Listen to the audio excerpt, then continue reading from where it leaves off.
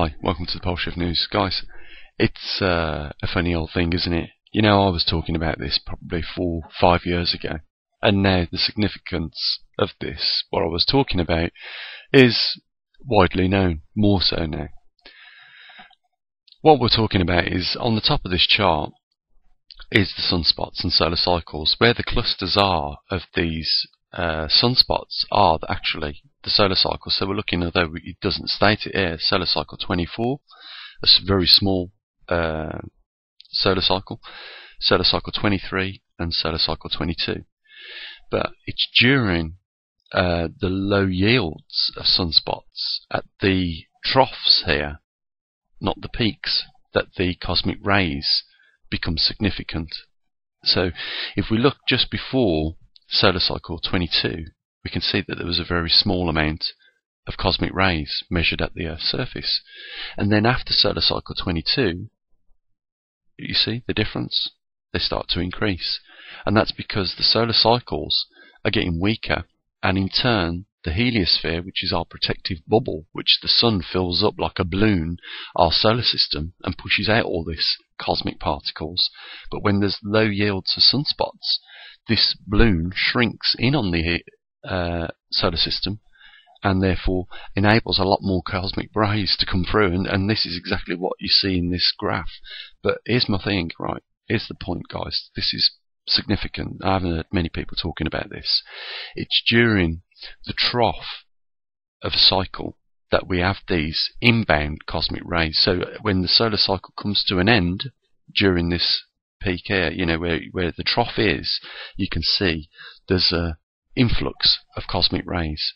Now we're looking at the effects after solar cycle 23, and we can see that as these solar cycles have just begun, we have a small amount at the beginning of solar cycle 22, then a bit more than we had just beginning of solar cycle 22. We have a bit more at the beginning of solar cycle 23, and then we have a huge amount compared to solar cycle beginning of solar cycle 22 at the beginning of solar cycle 24.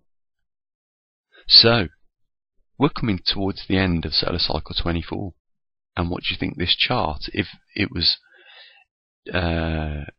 released, would look like with regards to cosmic particles right now? Not only when we have low sunspots do we have periods of time which go into call-ins, but we also have a massive influx of cosmic particles just before the next solar cycle gets started. So this is almost like a third compounding on the road to a glacial period. Now you're hearing people talk about another ice age or mini ice age. Well, guys, you know what? It's no surprise to you that we are still, believe it or not, in an ice age. But what people get confused with is ice ages and glacial periods. And glacial periods are the things that you want to avoid because they are long lasting. Now, are we entering a glacial period? I would say that during the Maunder and the Dalton minimums, we were just experiencing, an aggravated ice age. But during this period of time, I would put my money on a glacial period, getting ready and gearing up to start on this planet. And at a time, guys, where things could not be any worse for us at this moment. Can you imagine? It's not just nature that's going to throw us into some real hard times, and I can use my imagination just as much as you guys can. It's going to get ugly from this point on, and we're already starting to see. We're seeing right now countries at 30 degrees north experiencing snow for the first time in 50 years. And this is going to be a trend that continues from here on out. There are 7 billion souls on this planet, and they all need food. And not only that, they need money to obtain that food, and we are at a technological advanced time could be a lot more advanced, if you ask me. Could be much more advanced, but we are at a time where we are technological advanced, and we are, for that reason, suffering with a pandemic across the world of cheap labour and surplus labour. Now, if you need money to obtain food, and the food is at a premium because of the climate, then there's going to be trouble, isn't there, ahead? You know what I'd say at this moment, guys? Maybe it wouldn't be a bad idea, just in case, not to go crazy today, but maybe to go down to that warehouse and just buy a sack of rice. Because if there's nothing else to eat, at least you've got that one little safety net. Can it happen? I think we're already seeing the signs of this in other parts of the world. You know, I'm not saying that these countries that are struggling at the moment, is it, what's the name of the country? Brazil? Is it Brazil? Oh, okay.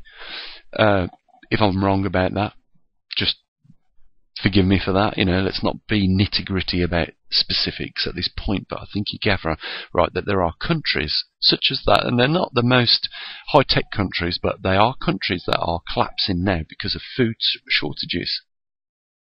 So can you imagine when this becomes a bigger problem, and a more, to that point, a more problem that is widely aware of? You know as well as I do, guys. You know, the World War III probably isn't going to be fought between countries. It's going to be fought between you guys and your neighbours, and you know that. Come on, you know as well as I know, right, that when it comes down to a mother having to feed her children,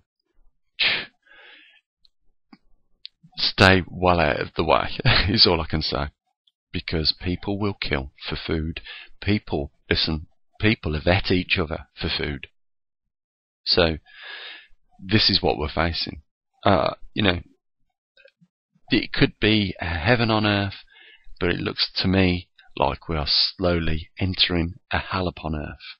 And I know people can be nasty and mean and cruel and wicked, and they say they're community and part of a community, and they're not.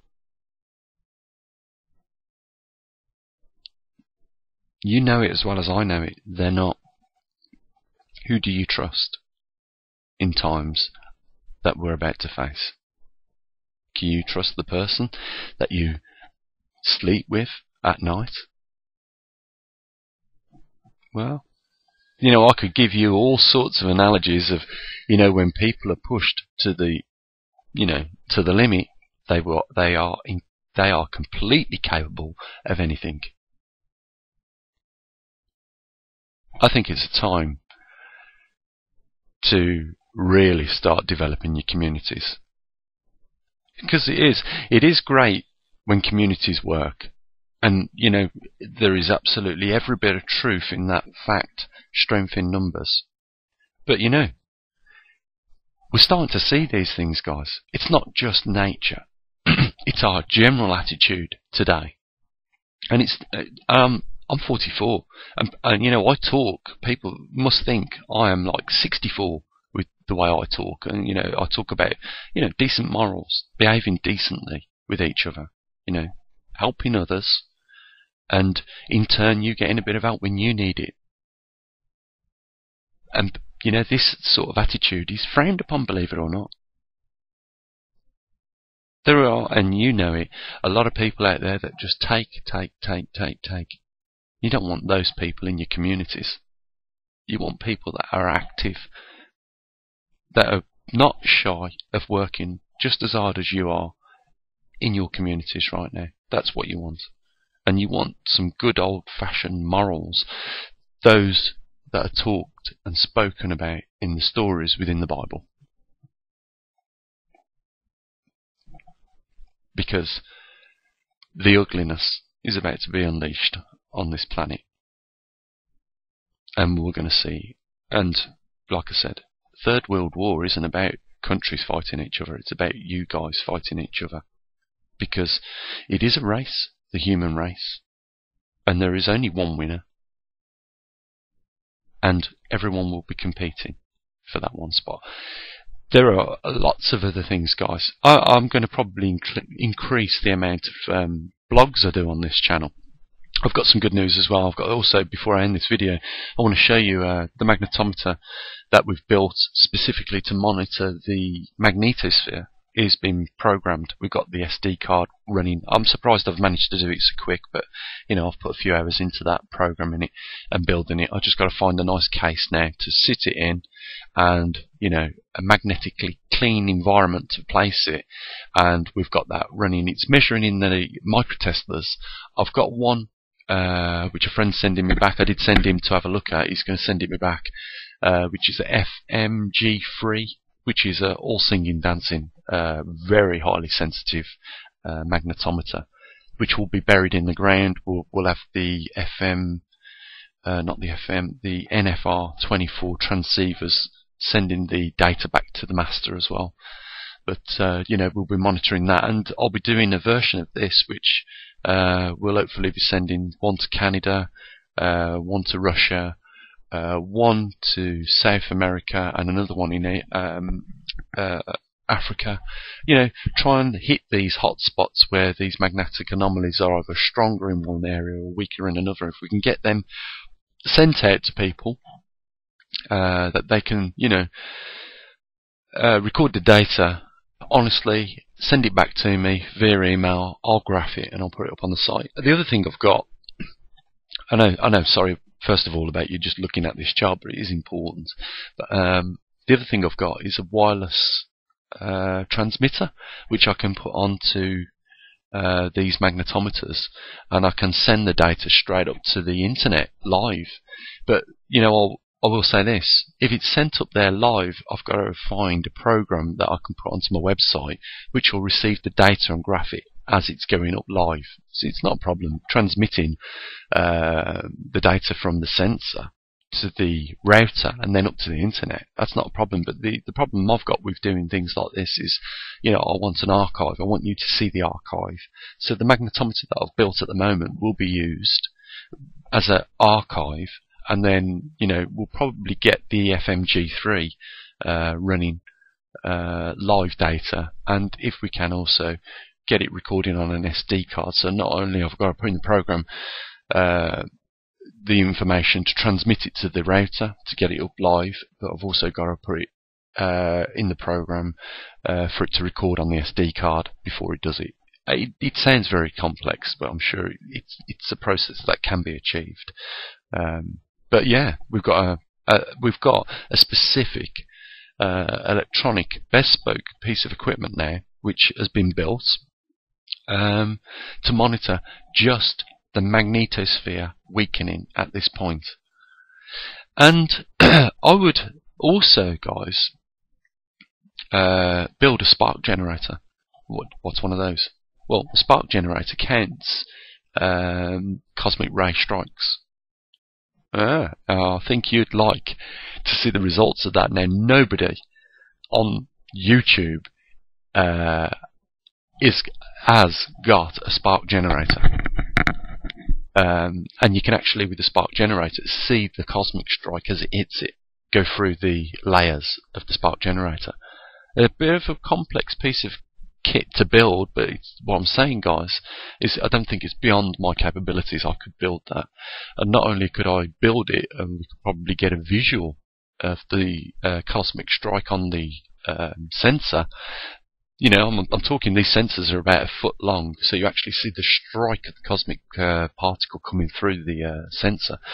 I just think it would be nice to have that, and we could also measure the cosmic ray strikes. And we could also get an idea as to what days are more likely to have strikes than others. We can see what's going on. Maybe we could work out from the position of where the Earth is facing during that moment of time where the strike comes from, the direction. We could work out from whereabout in our solar system or even our galaxy that cosmic particle's coming from. I think that would be an awesome bit of kit to have on this website that we've got now, and we're accumulating some good stuff, and there's going to be more as well. You know, I'm eventually going to put the whole shebang. We're going to have a weather station of sensors that are monitoring everything. I'm also going to do solar luminosity, So the brightness of the sun we can measure. It's easy enough.